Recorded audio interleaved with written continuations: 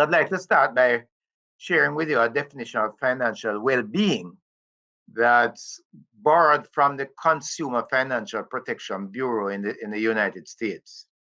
And so they've defined financial well-being as having four components: control over one's finances, capacity to absorb a financial shock, being on track to meet financial goals, and four, the ability to make financial choices that enable one to enjoy life. So first one, control over one's finances.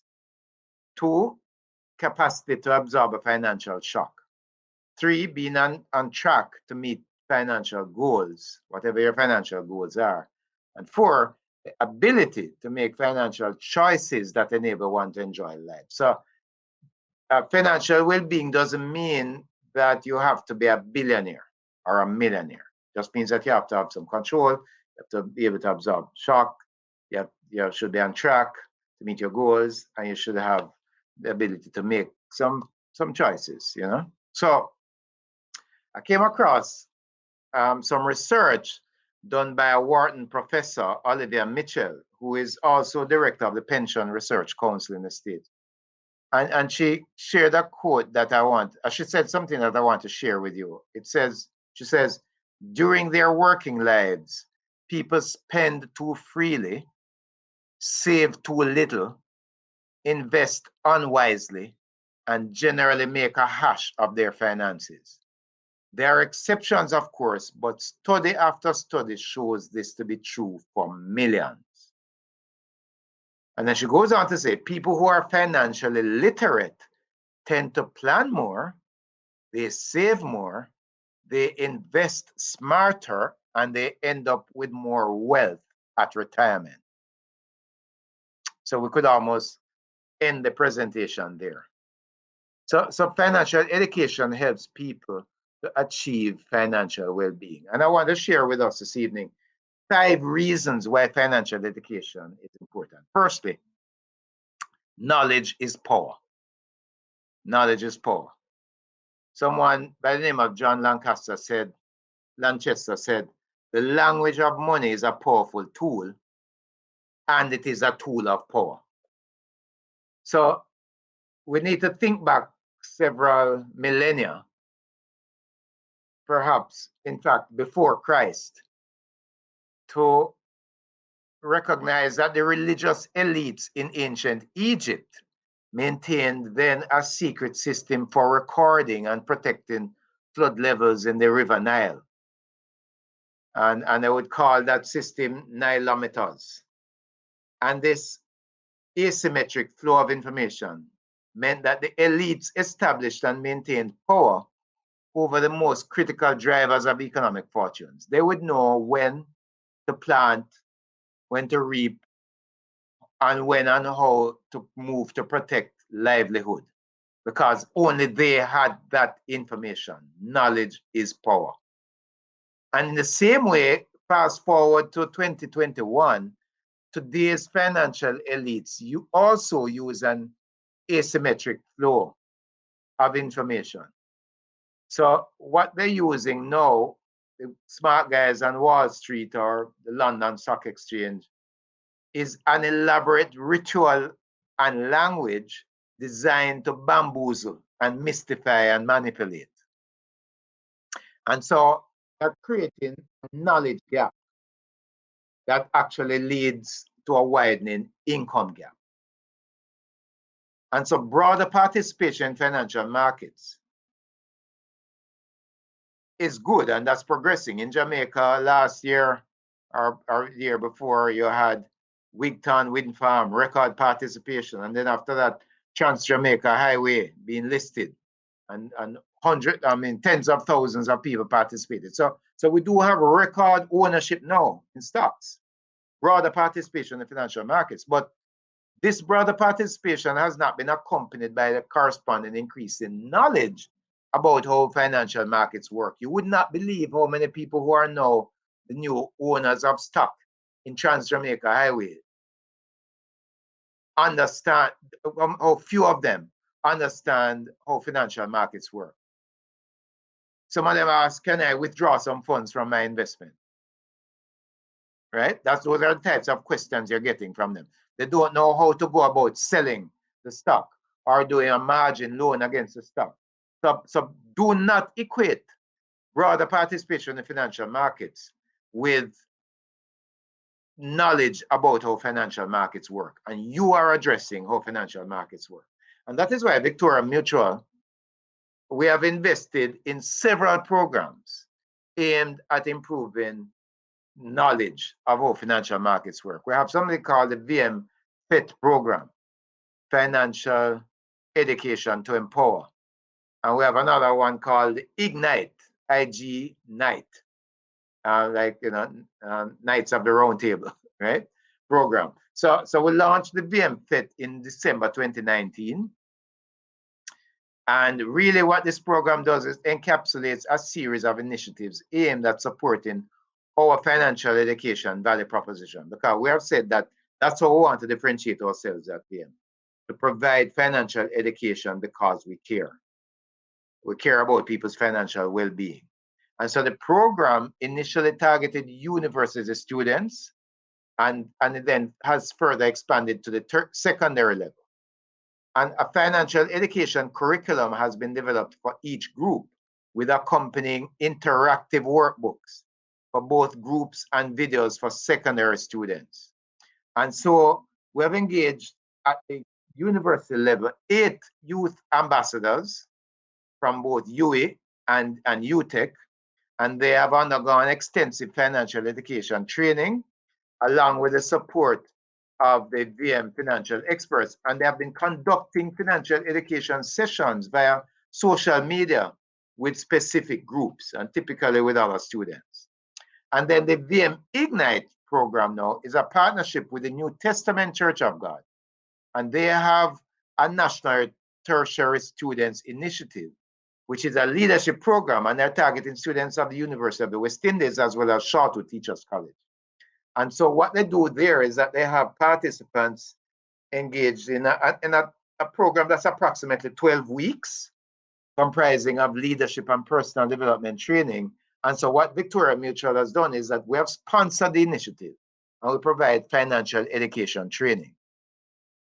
And we provide participants with the necessary support to guide them along the path towards making wise financial decisions in order to create wealth and achieve their financial goals. And then we go on to help the participants to understand the basic principles of personal financial planning and introduce them to the VM approach to creating and maintaining wealth. And so the VM FIT curriculum, Financial Education to Empower, is also used in this program. And then finally, the VM FIT curriculum supports another important partnership.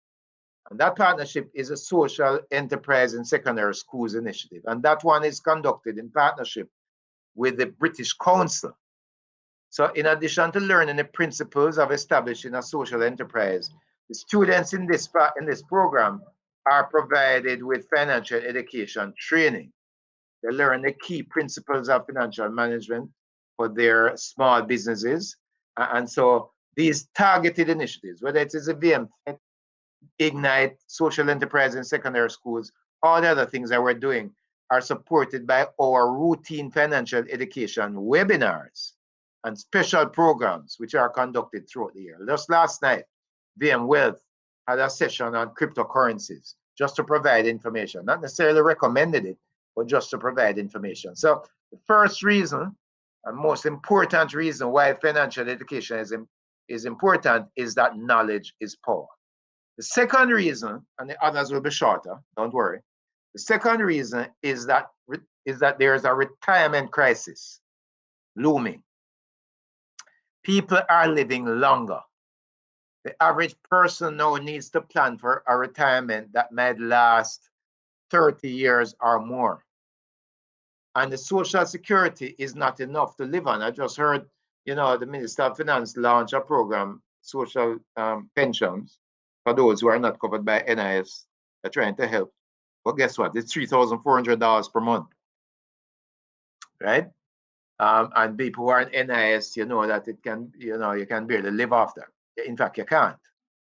So On top of that, the Social Security not enough. On top of that, those who have pensions know that defined benefit schemes are being replaced now by defined contribution plans and by ARS plans, approved retirement schemes. And those shift the investment risk from the employer to the employee. So in 2017, only 35% of the elderly population was receiving a pension in Jamaica. 35%. And of that, 25% was from the NIS. So in general, the poor have less pension coverage.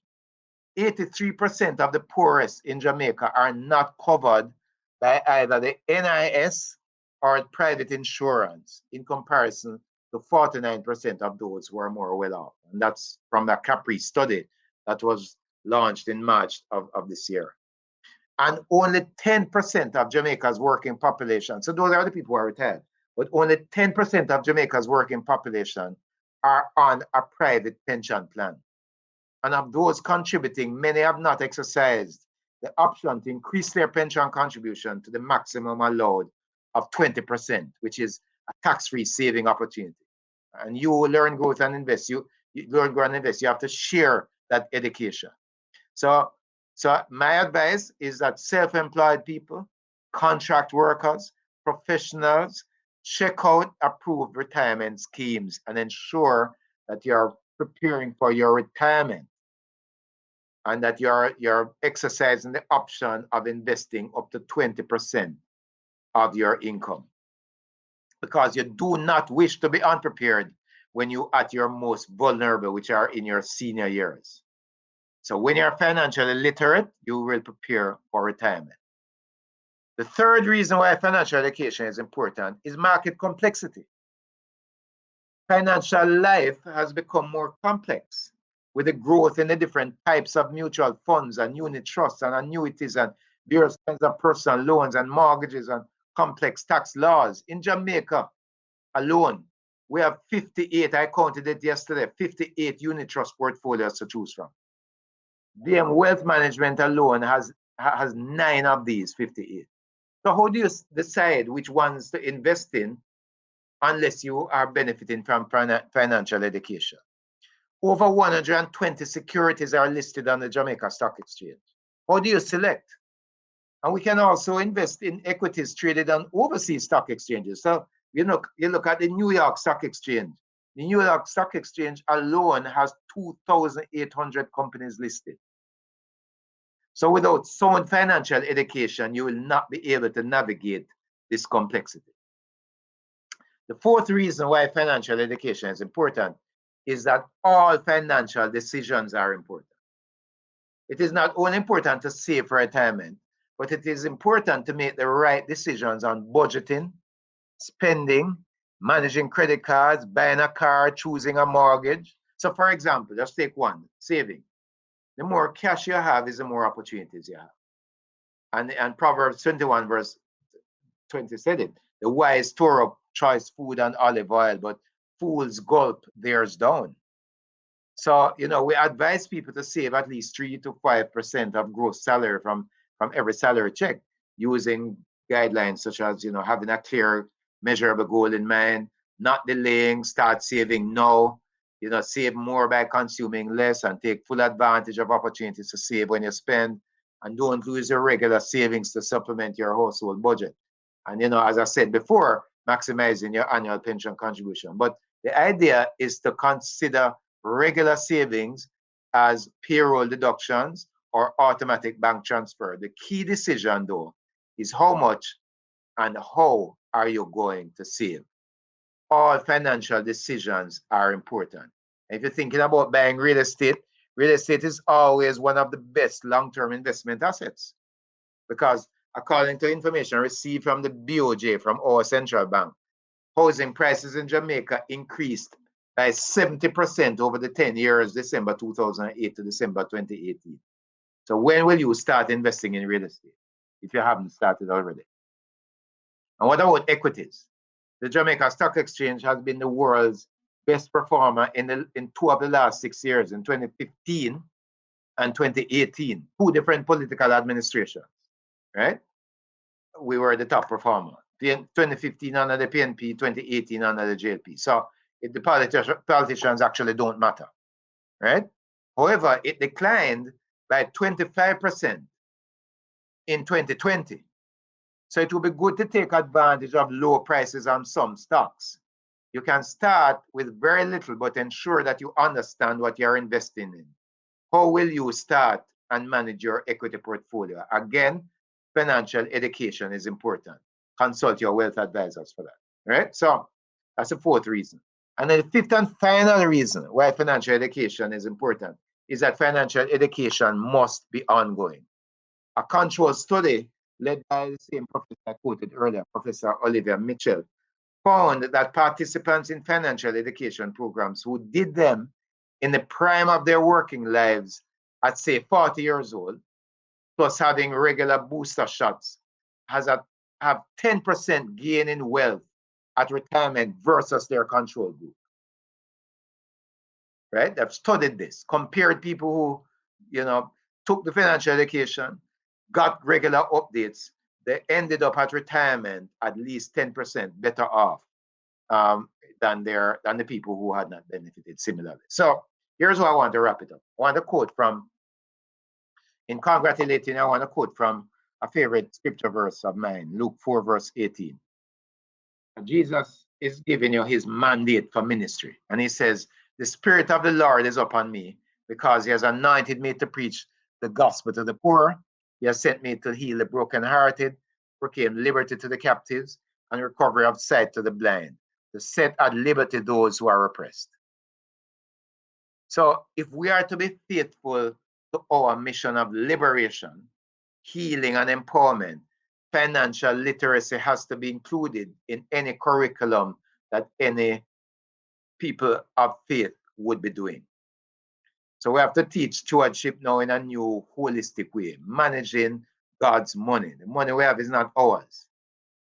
So whether it is tithing, saving, how to prepare for tertiary education, how to purchase your first car, your first home, managing money in marriage, retirement planning, how to start a business, that's the holistic stewardship principle that we have to teach. So I want to congratulate Jermaine and Renee for taking the bold step to start this liberation movement. That's what you have started. So may learn, grow and invest, teach many more, help many more to grow from strength to strength, and yield rich return on investment in terms of the many lives that will be financially empowered. Thank you very much.